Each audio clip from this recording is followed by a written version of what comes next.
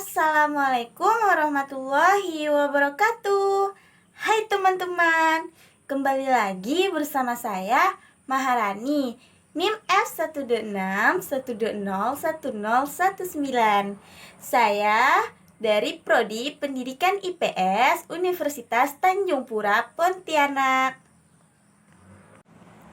Nah, saya di sini akan menceritakan sebuah cerita yang saya ambil dari buku yang berjudul Marriage Culture Dynamic of Tionghoa, Taman Baloh Dayak, and Melayu Sambas in Kalimantan Barat. Nah, saya di sini akan membahas salah satu dari Marriage Culture Dynamic of Tionghoa, di mana saya sendiri berasal dari kota Singkawang. Kota Singkawang mendapat julukan sebagai kota Amoy karena di kota Singkawang hampir penduduknya itu mayoritas Tionghoa. Nah, dari buku yang telah saya baca, kemudian saya mencari kebenarannya dengan saya bertanya ke beberapa teman saya yang bersuku Tionghoa.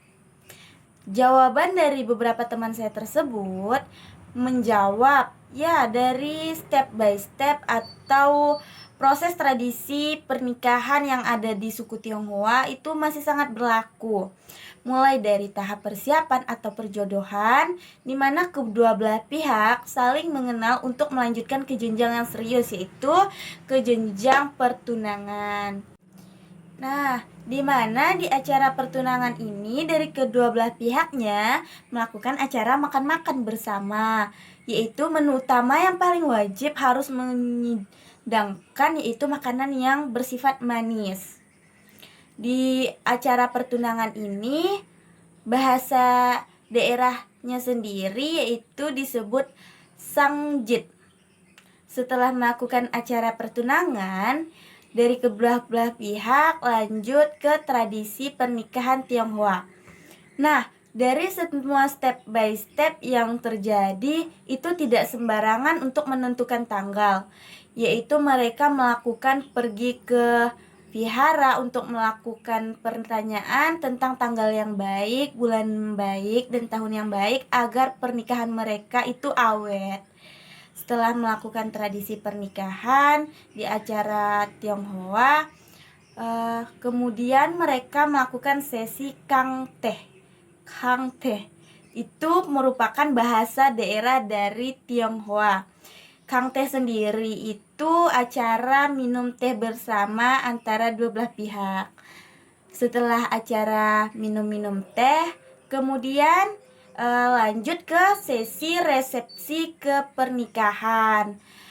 Setelah melakukan resepsi pernikahan, dari kedua belah pihak wajib mempost tradisi pernikahan tersebut.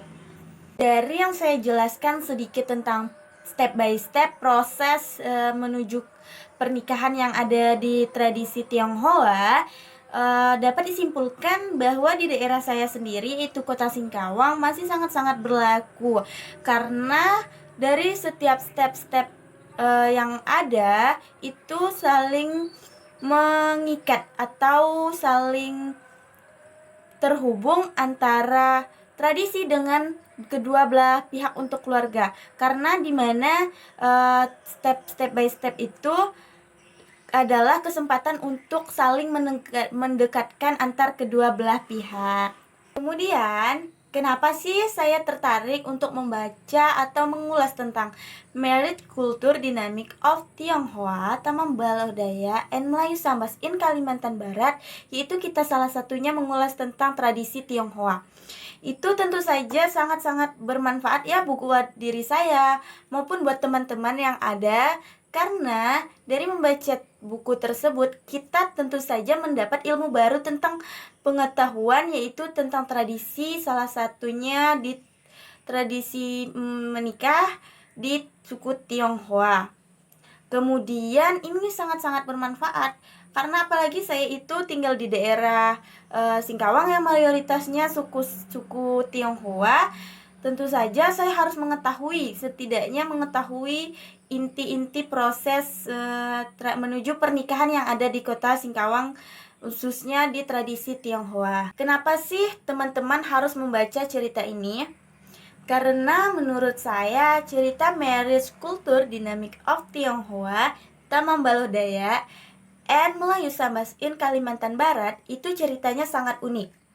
Selain unik, tentunya kita mendapat manfaat dari membaca cerita ini karena ilmu pengetahuan baru tentang tradisi yang ada di suku-suku tersebut yang ada di Kalimantan Barat, tentunya menambah pengetahuan baru buat kita. Saya juga akan merekomendasikan kepada orang-orang terdekat saya yang ada di kota Singkawang untuk membaca cerita ini, karena di daerah Singkawang kita harus mengetahui setidaknya sedikit poin tentang proses tradisi menikah yang ada di suku Tionghoa. Apakah suku Tionghoa itu menjadi suku terbesar yang ada di Kalimantan Barat? Jawabannya tidak. Karena sebelum saya menjawab suku Tionghoa itu tidak menjadi suku terbesar yang ada di Kalimantan Barat, tentunya saya harus mencari data yang akurat. Dari data yang saya dapat, yaitu Wikipedia, hasil sensus 2010 menyatakan bahwa suku terbesar yang ada di Kalimantan Barat yaitu suku Dayak. Kedua yaitu suku Melayu, Jawa. Yang keempat baru Tionghoa. Jadi suku Tionghoa menduduki keempat suku terbanyak yang ada di Kalimantan Barat.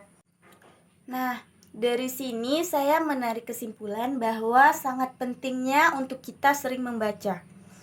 Contohnya saja dari kita membaca Marriage Culture Dynamic of Tionghoa, Tamambalo Dayak, and Melayu Sambas in Kalimantan Barat, itu sangat membantu kita dalam menambah informasi. Tentunya sangat-sangat bermanfaat untuk diri kita.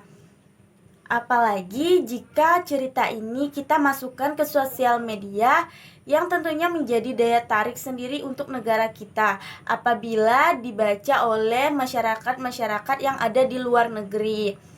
Nah, dari cerita yang menarik ini akan menjadi daya tarik untuk masyarakat luar mengetahui tentang kearifan yang kita punya yang ada di Indonesia. Sekian penjelasan saya mengenai cerita ini, semoga bermanfaat untuk teman-teman. Terima kasih telah menonton video yang telah saya buat. Wassalamualaikum warahmatullahi wabarakatuh. Dadah.